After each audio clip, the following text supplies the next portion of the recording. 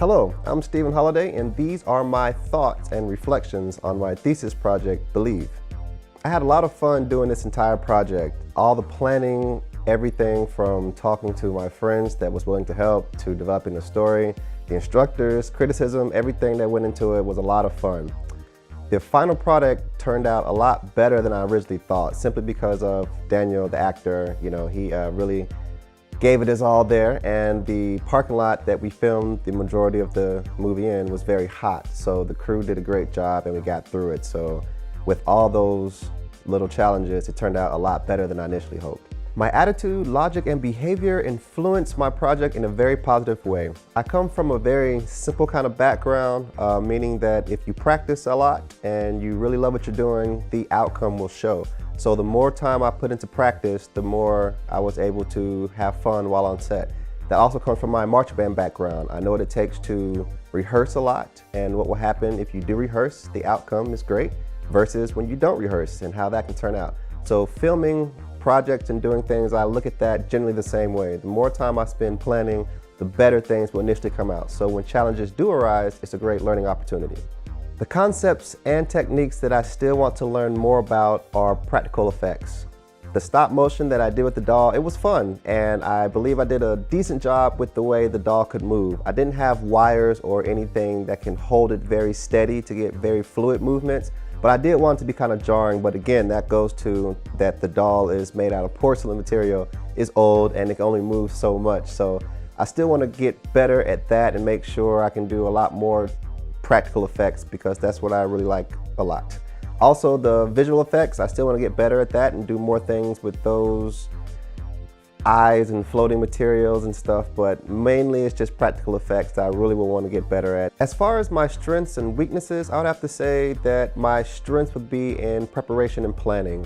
I have great help and support to plan things a very good way. And again, it goes back to marching band days, my days when I was in the Army Reserves, and you know, I just know the importance of planning and getting that in order. So I really believe that my strength is organization and the ability to lead a group of people. The attitude, whereas nothing can go wrong, meaning that if something does come up that's a challenge, it's a learning opportunity as opposed to seeing it as a problem. So with those two things, organization and a positive outlook, I believe are my greatest strengths. For weaknesses, I would have to say I need to learn how to delegate tasks better. I'm still kind of in this, I want to learn and do everything myself kind of mode, which can really slow things down in the future. But when we're on set with the heat and everything, you know, I did want to do this and do that so the crew wouldn't have to be out there sweating. But I would have to say my weakness is just being able to delegate tasks a lot better. If given more time, what I would have done differently to improve the outcome of my project would have been spending more time with the doll and the practical effects. I would have found a puppeteer and really got a great insight and learned how to move the doll more smoothly and how to make things look even better on set. I would have spent more time with seeing if we can have the doll move and the actor move at the same time in camera without having to do the cutting and the stop motion and all that kind of stuff. So I think that's what I would have spent most of my time doing if I had more time to do it and a bigger budget and all that kind of stuff. So that would definitely be it. In the future, I would approach similar situations with even more planning and spending most of that time rehearsing and practicing more, doing the practical effects. So I wouldn't change too much because I had a lot of fun, but I know that at the end of the shoot, I always have an AAR, which is an after action review.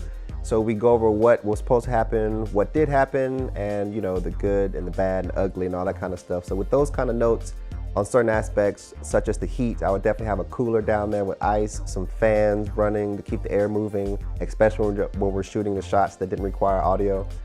I definitely would, again, spend more time moving the doll slower, you know, just perfecting the stop motion technique, because I really like it.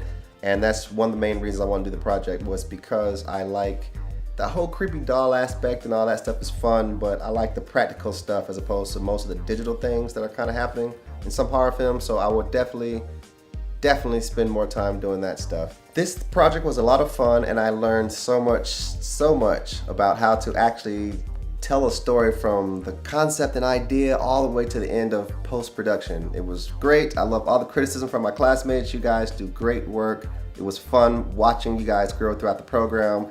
Thank you for all the great instruction and criticism, Instructor Steven. I had a lot of fun with it.